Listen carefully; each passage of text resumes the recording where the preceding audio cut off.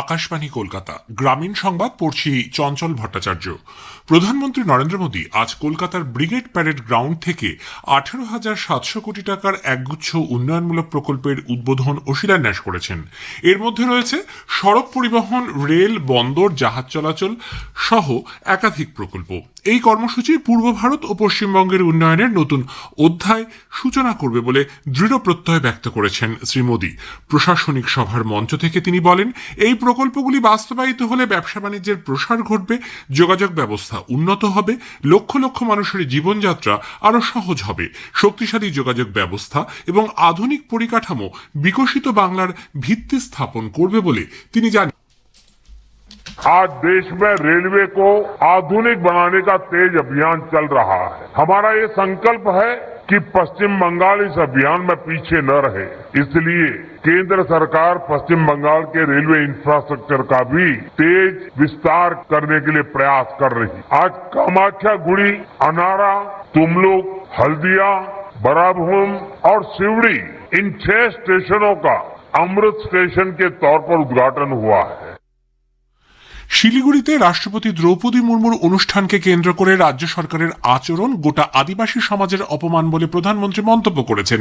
ব্রিগেডে পরিবর্তন সংকল্প সভায় তিনি বলেন, সাঁওতাল আদিবাসী আন্তর্জাতিক সম্মেলন রাজ্য সরকার বয়কট করার পাশাপাশি অনুষ্ঠান আয়োজনের ক্ষেত্রে প্রয়োজনীয় সহযোগিতাও করেনি।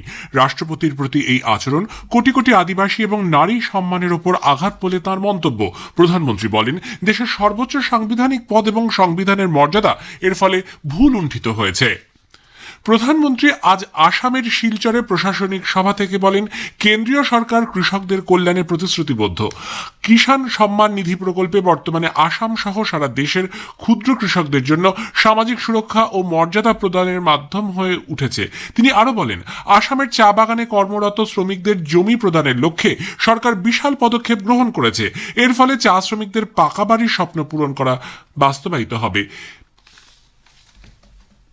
आजादी के बाद भी दशकों तक कांग्रेस की सरकारें रही, लेकिन बराक घाटी के विकास के लिए कुछ खास नहीं हुआ। बीजेपी की डबल इंजन सरकार इस स्थिति को बदल रही है। हम बराक घाटी को फिर से व्यापार कारोबार का बड़ा हब बनाने के लिए निरंतर काम कर रहे हैं। এরপর তিনি কলকাতার ব্রিগেড প্যারেড গ্রাউন্ডে বিজেপির পরিবর্তন সংকল্প যাত্রার অংশ নিয়ে বলেন, আয়ুষ্মান ভারত বা PM কিষাণের মতো প্রকল্পগুলি পশ্চিমবঙ্গ সরকার রূপায়ণ করতে বাধা দিচ্ছে। উত্তরবঙ্গের শিল্প ও ব্যবসায়িক সম্ভাবনাকে নতুন দিশা দেখাতে উত্তর দিনাজপুর জেলার রায়গঞ্জ শহরে বৃহস্পতিবার অনুষ্ঠিত হয়েছে CII north Bengal entrepreneurship forum. Confederation of Indian ইন্ডাস্ট্রির নর্থ বেঙ্গল জোনাল ব্রাঞ্চের উদ্যোগে রায়গঞ্জ মার্চেন্ট অ্যাসোসিয়েশনের সহযোগিতায় শহরের বাণিজ্য ভবনে এই গুরুত্বপূর্ণ আলোচনা সভার আয়োজন করা হয়। এই ফোরামের মূল লক্ষ্য ছিল উত্তরবঙ্গের 3 জেলা উত্তর দিনাজপুর, দক্ষিণ দিনাজপুর এবং মালদার শিল্প ও ব্যবসায়িক পরিবেশকে আরো শক্তিশালী করা, বিশেষ করে অতি ক্ষুদ্র, ক্ষুদ্র ও মাঝারি শিল্পোদ্যোগের বিকাশে নতুন দিক নির্দেশনা তৈরি করা, শিল্পায়নের সম্ভাবনা বৃদ্ধি, নতুন উদ্যোগ তৈরি এবং স্থানীয় অর্থনীতিকে আরো গতিশীল করার লক্ষ্যে এই উদ্যোগ গুরুত্বপূর্ণ ভূমিকা পালন করবে বলে আয়োজকদের ধারণা। ফোরামের আলোচনায় বিশেষভাবে উঠে আসে উত্তরবঙ্গের কৃষিভিত্তিক শিল্পের সম্ভাবনা, বিশেষ করে ভুট্টা প্রক্রিয়াকরণ শিল্প গড়ে তোলার বিষয়টি। বক্তারা জানান, উত্তর দিনাজপুর, দক্ষিণ দিনাজপুর ও মালদা জেলায় বিপুল পরিমাণে ভুট্টা উৎপাদন হয়, কিন্তু সেই ভুট্টাকে কেন্দ্র করে বড় শিল্প গড়ে ওঠেনি, ফলে কৃষকরা অনেক সময় ন্যায্য মূল্য পান না। নিউ জলপাইগুড়ি স্টেশনে রেল পুলিশ ব্রাউন সুগার সহ আসামের এক যুবতীকে গ্রেপ্তার করেছে।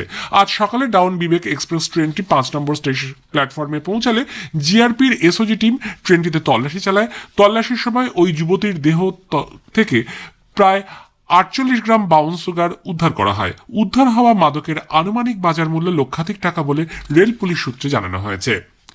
এলপিজি সিলিন্ডারের মজুত ও বিতরণ ব্যবস্থা নিয়ে আজ দক্ষিণ 24 পরগনা জেলা প্রশাসনের উদ্যোগে একটি বৈঠক অনুষ্ঠিত হয়।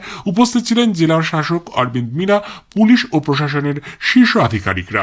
মিড ডে মিল, ICDS কেন্দ্র, হাসপাতাল, সংশোধনাগার, বৃদ্ধাশ্রম ও গৃহস্থ বাড়িতে গ্যাস সরবরাহে যাতে কোনো সমস্যা না হয় তা নিশ্চিত করতে নানা পদক্ষেপ নেওয়া হয়েছে।